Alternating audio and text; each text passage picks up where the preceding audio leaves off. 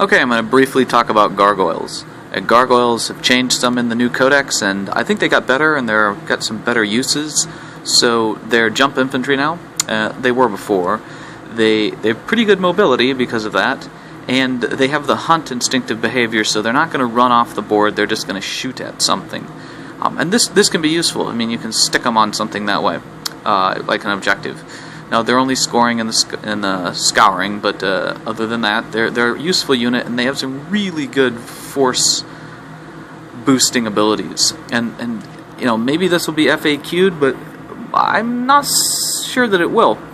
The Gargoyles are jump infantry, so they have Hammer of Wrath when they haven't used their wings, which are their jump packs, to move. So if they charge in, you know, and they didn't move more than 6 inches, then certainly they're going to be able to do that. And then each gargoyle has the blinding venom rule. Now, in the old codex, they basically had the old rending rule, which was 6 to hit did a wound. And that was the old rending, not the 5th edition or 6th edition one. So now they lost that, but they can give up all of their normal attacks. Doesn't say Hammer of Wrath attacks, so all of their normal attacks, and they only have one base normal attack anyways. So they're giving up that one attack to get the blinding venom. And this is a strength 3. It's not strength user, so adrenal glands don't seem to help. It's a strength 3, poison 6 blinding attack. And it's done by model, so let's say you have 10 gargoyles or 20 gargoyles. You don't have to have them all use the blinding venom. Some of them could get 2 attacks because they're charging. Or could have poison 4 if they had toxin sacks. So I got this 6+ poison attack, which automatically wounds on a 6, pretty much on anything. So that's almost as good as the old rule.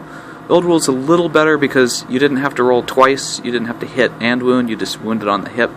But the big difference is blinding. Blinding says in the core rules that when a model or unit takes a hit from a blinding weapon, it has to take an initiative test or become weapon skill, ballistic skill 1. And since the gargoyles by model have blinding, you know, if you attack with gargoyles, you could give half of them the blinding attack, and the other half don't use it. Use your you know, extra attack from charging, for example. And they're almost guaranteed to knock your opponent down to initiative 1, because they don't have to wound; they just have to hit. And if you really want to ensure it, you know, go for every gargoyle with the blinding attack. So gargoyles can knock the unit they hit to weapon skill, ballistic skill 1. And this lasts through the opponent's turn, so it goes through this turn and the next turn, which means even if your opponent gets out of combat, beats the gargoyles, or hits and runs or something, they're still ballistic skill 1, which is a pretty big hit for most armies, maybe not orcs. And so a huge booster for combat, because you could take anything. You could take, you know, a Lord of War or a Bloodthirster or something who's weapon skill 9 or 10 and knock it down to weapon skill 1. And this really helps, and it lets gargoyles tar pit like very few units, or very few things that can tar pit quite like a gargoyle. So it's a great change, I think, for Tyranids. You know, initially people complained about it, but I think they really haven't thought about this and the fact that against some codices, Eldar, Tau, Guard, Sisters, and a few units from other codices, if they're toughness 3 or less, the gargoyles with the blinding venom still get to re-roll to wound because it's poisoned. Even though it's poison 6, if its strength is equal to the toughness or more, then it gets to re-roll, so it gets that. So I think gargoyles,